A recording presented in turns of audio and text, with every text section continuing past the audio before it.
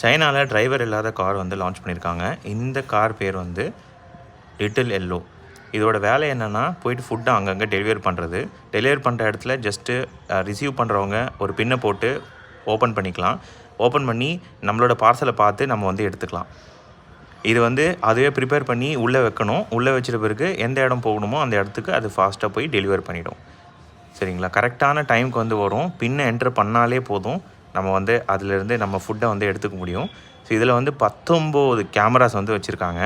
Lidar and laser sensor வச்சு இது வந்து ஒர்க் ஆகும்.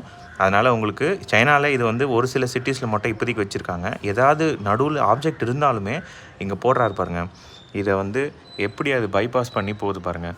ஸோ எவ்வளோ டிராஃபிக் இருக்கும், எவ்வளோ மக்கள் இருப்பாங்க, எல்லாத்தையும் கடந்து கரெக்டாக வந்து போய் டெலிவர் பண்ணுறது ஆட்டோமேட்டிக் பார்க்கிங்கோட. ஸோ இதுதான் வந்து நம்ம ரொம்ப வியந்து பார்க்க வேண்டிய ஒரு விஷயம். இதை வந்து நம்ம ஊரில் கொண்டு வந்தால் எப்படி இருக்கும் அப்படின்னு சொல்லிட்டு யோசிச்சு பாருங்கள்.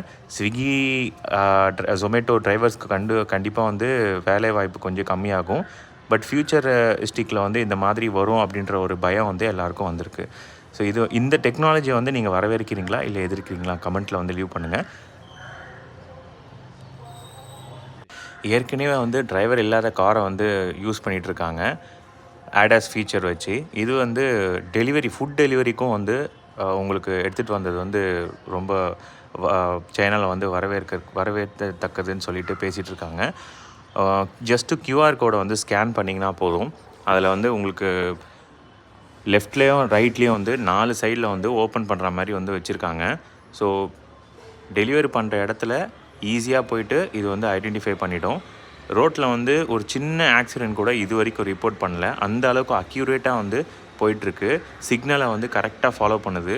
ஒரு இடத்துல கூட நம்ம வந்து ப்ராப்ளம்ஸ் இது வரைக்கும் வந்து பார்க்கல. இது லான்ச் பண்ணி ஆல்மோஸ்ட் ஒரு 3-4 மந்த்ஸ் ஆகுது. இந்த AI பவர் மிஷின் வந்து உங்களுக்கு பல்காக வந்து ஆர்டர் போட்டுட்டு அதை வந்து இப்போ யூஸ் பண்ணிகிட்ருக்காங்க. இன்னொரு விஷயம் என்னென்னா, இது வந்து மேலே வந்து உங்களுக்கு கேமரா இருக்குது. ஸோ பின்னாடி முன்னாடி சைடில் எல்லா இடத்துலையுமே வந்து உங்களுக்கு தெளிவாக வந்து பார்த்து கரெக்டாக எடுத்துகிட்டு போகும்.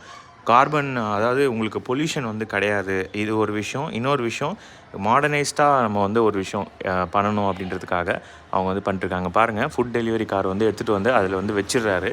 அந்த ரோபோட்டுக்கு வந்து அந்த இடத்துல வச்சுட்டு உடனே எந்த இடத்துல போகணும் அப்படின்றது அதுக்கு வந்து ஃபீட் பண்ணிடுவாங்க மேப் டேட்டா வச்சு. ஸோ ஹியூமன் வந்து இந்த இடத்துல தேவையில்லை, ஸோ ரோபோட் கிட்ட விட்டாலே அது பார்த்துக்கும் அப்படின்னு சொல்லிட்டு ஹியூமன் இருக்கிற இடத்துல அது போய் டெலிவரி பண்ணிட்டு பாருங்கள். ஸோ இந்த மாதிரி ரொம்ப கன்ஜெஷன் ஆகுது, டிராஃபிக் வந்து இதுவாக